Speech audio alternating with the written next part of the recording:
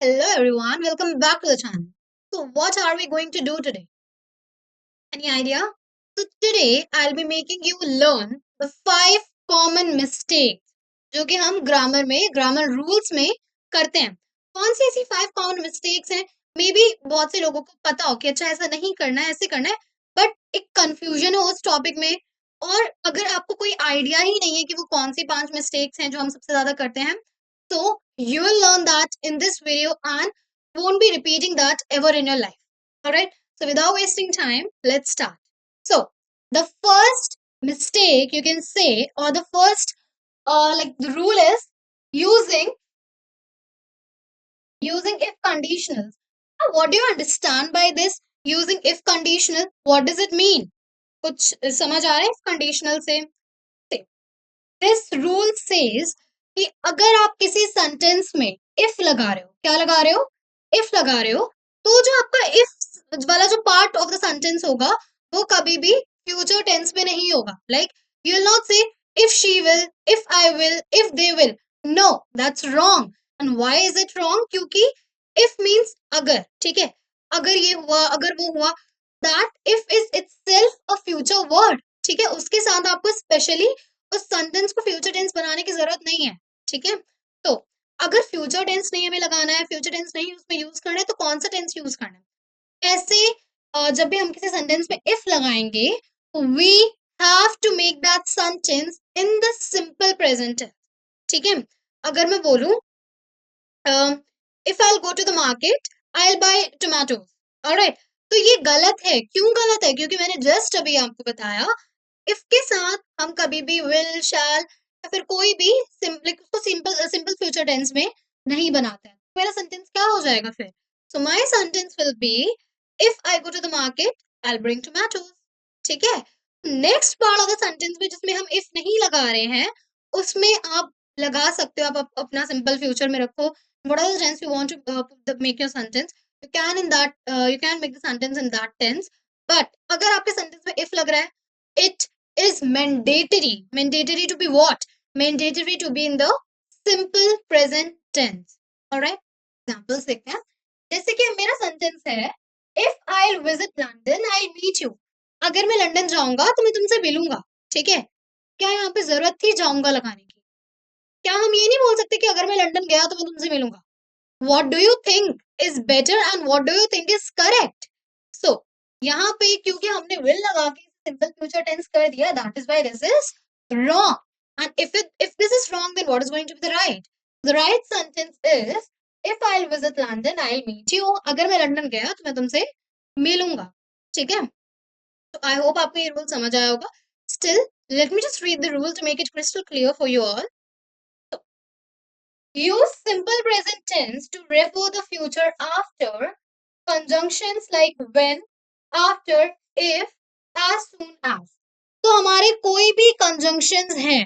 कैसे conjunctions? You can have a look. When, after, if, as soon as. क्योंकि ये जो हमारी conjunctions है ना, ये future tense को, ये future की ही चीज को denote करते हैं. तो इनके साथ will, shall या future बनाने की हमें इन्हें जरूरत नहीं होती. They are themselves future. ठीक है, तो इनके साथ हमें कौन सा टेंस यूज करना होता है? हमेशा simple present tense, not the simple future tense. ठीक है, अब देखो, I'll talk to him when I see him in the 2 days. यहाँ पे आप कहोगे कि यहाँ तो बिल लगा दिया, इधर तो बिल लगाने के लिए मना करा था. नहीं, आपको समझना क्या है, जहां पे भी इफ लगेगा, जहां पे भी विल लगेगा, जहां पे भी आफ्टर लगेगा या फिर एज सून एज पॉसिबल लगेगा, वहां हमें नहीं लगाना है क्या? विल. ठीक है, नो मैटर. मैंने आपको बोला था कि जिस पार्ट में ये सारे कंजंक्शन आएंगे, उस पार्ट में आपको विल नहीं लगाना. ठीक है, और उसके अलावा जो पार्ट है वो आप फ्यूचर में रखो, प्रेजेंट में रखो, whatever you want, आप उसमें रखो. दिस इज यहाँ पे तो नहीं लगा है. That is why this part of the sentence is in the simple future tense. But when I see him in the next 2 days, when I see him मैं ये नहीं बोल सकती. अगर मैं ये बोलूंगी when I will see him in the next 2 days, वो गलत हो जाएगा. ठीक है, क्यों गलत हो जाएगा? क्योंकि हमने क्या पढ़ा है, हमारा रूल क्या कहता है कि when, if, as soon as and after, इनके साथ हम कौन सा टेंस यूज करते हैं? Simple present. Okay, I'll call you as soon as I arrive at the airport. I'll call you as soon as I will arrive the airport. Wrong. I'll call you as soon as I arrive the airport. Simple present tense. Right. Next is, if the plan succeeds, I will come. If the plan succeeds, it is in the simple present tense. I will come again. Simple future but never mind क्योंकि वो उस part में हमारे कोई भी ऐसे conjunction नहीं लग रहे हैं जो हमें लगाने थे सो आई होप कि हमारा जो पहला रूल है हमारे 5 रूल्स में से फर्स्ट जो हमारी कॉमन मिस्टेक जो हम करते हैं जो फर्स्ट हमारा रूल जो मैं आपको समझाना चाहती थी वो आपको समझ आ गया होगा now let's move forward towards the second one okay the second rule says married with married to what is correct what do you think अगर मुझे बोलना है कि शादी एक डॉक्टर से हुई वो डॉक्टर से उसकी शादी हुई या फिर what is the sentence what will I say she is married with doctor she is married to doctor what do you think so बहुत कॉमन मिस्टेक है जो बहुत सारे लोग ये करते हैं आई एम नॉट सेइंग कि everyone of you do that ठीक है but majority of people they don't know the difference कि हमें मैरिड विद यूज करना है कि मैरिड टू यूज करना है for them I want to make this clear that अगर हमारा सेंटेंस में हमें कभी भी किसी गलत नहीं कि उसकी शादी उससे हुई तो we'll write married to instead of writing married with ठीक है तो she is married with an engineer wrong she is वो इंजीनियर के साथ मैरिड हुई है नहीं ठीक है और इसका करेक्ट क्या होगा correct is going to be she is married to an engineer married to is correct and married with is wrong so rule क्या कहता है to is a correct preposition to use with married word के साथ use करने के लिए with is wrong ठीक है and to is right that means हमारा वर्ड क्या बन जाएगा married got it okay so the second rule was quite easy I mean all the 5 rules are very easy क्योंकि ये कोई रूल्स नहीं है ये कोई like they are not rocket science ये जस्ट आपके कॉमन मिस्टेक्स हैं जो कि आप करते हो and I want you to avoid them that is why I have made this topic कि आपको पता चले ठीक है proceeding to the rule number 3 which says every with singular noun every with noun अब हमारा एक like you can say we are taking one word every ठीक है our word is every this is our word अब every हमें singular nouns के साथ लगाना होता है कि प्लूरल नाउन्स के साथ और every के साथ हम is लगाएंगे are लगाएंगे सबसे पहले let me clear this thing every हमेशा एक सिंगुलर कंसीडर करा जाता है इसलिए हम इसके साथ क्या लगाते हैं is ठीक है but now let's come to our rule so every student is intelligent in the class which is wrong क्योंकि every के बाद वाला जो नाउन आएगा उसमें वो सिंगुलर होगा ठीक है every के बाद वाला नाउन कैसा होगा singular every student is intelligent in the class a singular noun is used with every for example this is every इसके जस्ट बाद जो हमारा नाउन होगा वो क्या होना चाहिए सिंगुलर होना चाहिए this says our rule number 3 ठीक है एवरी के बाद जो भी नाउन हम यूज करेंगे it should be singular alright otherwise your sentence is going to be wrong okay next देखते हैं using but and and although together but और ऑल्दो और बट को साथ में लगाना क्या ये सही है हालांकि मैं बाहर जाती लेकिन मेरी तबीयत ठीक नहीं ये सेंटेंस आपको हिंदी में भी सुनने में सही लग रहा है इंग्लिश में कैसे सही होगा सो हम कभी भी ऑल्दो और बट को साथ में नहीं लगाते ठीक है कैसे अब although it was raining but we went to the market हालांकि बारिश हो रही थी लेकिन हम मार्केट चले गए मतलब क्या बना है सेंटेंस का या तो आप बट लगाओ या फिर आप ऑल्दो लगाओ you can not put them all together ठीक है this is what I want to explain you through this rule correct क्या होगा although it was raining we went to the market हालांकि बारिश हो रही थी तो मार्केट चले गए वो there is no need to put but ठीक है so if the sentence starts with although don't use but with that अगर जो हमारा सेंटेंस है वो although से शुरू हो रहा है तो हमें उसके साथ but यूज करने की जरूरत नहीं है ठीक है और there is no need put extra conjunctions, put extra prepositions in your sentences, क्योंकि prepositions and conjunctions के बहुत बहुत कॉम्प्लेक्स रूल्स होते हैं। अगर आप उनको ऐसे रखोगे ना बीच में, तो आपका जो पूरा सेंटेंस है वो गलत हो जाएगा। इससे अच्छा जस्ट लीव इट जैसा है वो सेंटेंस। अगर सिंपली आपको एक कंजंक्शन यूज करके भी ठीक लग रहा है, no need to put 2-3 conjunctions or prepositions in that sentence. All right.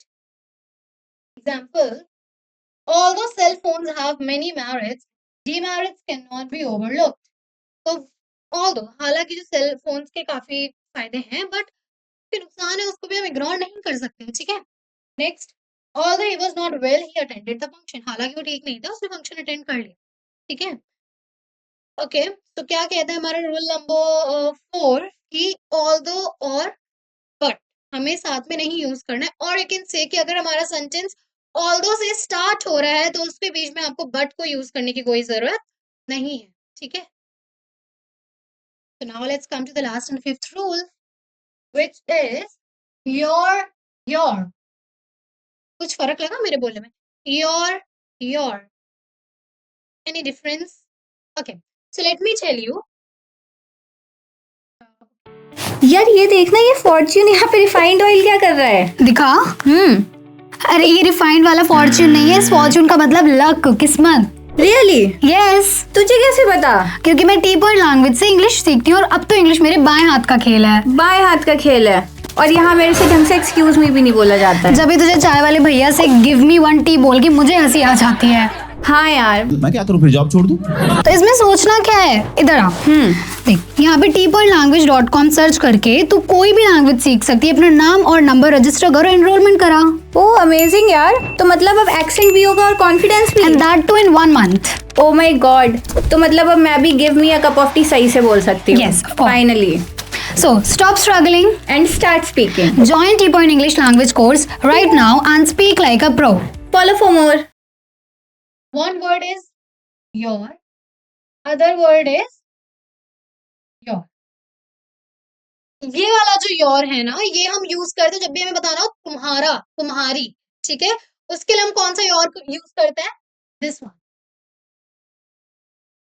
और तुम्हारा या extremely poor। Okay, next is your। So this is a contraction for the word you are। You are, ठीक है। You are एक बहुत अलग चीज है और your एक बहुत अलग चीज है, ठीक है। अगर मुझे पूछना हो व्हाट इज योर नेम, तुम्हारा नाम क्या है, मैं कौन सा योर यूज करूंगी? ये मैं बोलूं कि तुम बहुत अच्छे हो, ठीक है, तो मैं क्या बोलूंगी? You are amazing. Your amazing नहीं, तुम्हारा अच्छा नहीं है, यू आर अमेजिंग, तुम बहुत अच्छे हो, ठीक है। सो तब मैं यूज करूंगी ये वाला। अगर मुझे बोलना है कि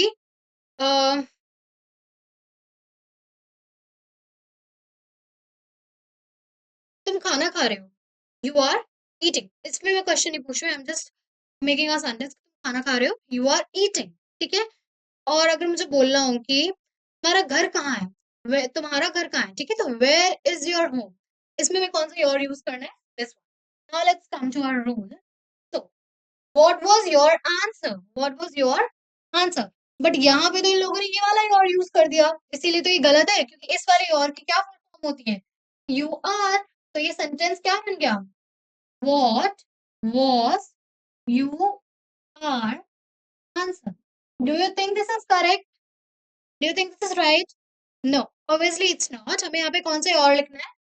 what is your answer and this is the correct one, ठीक है। Next, your indicates possession that is something belonging to you, while you are is a contraction for you are, ठीक है। तो your दिखाता है कि कोई चीज तुम्हारी है, पोजेशन दिखाने के लिए we use the pronoun your, but you are sorry, but your जो this वाला your, this is a contraction। ये contraction एक short form है किसकी?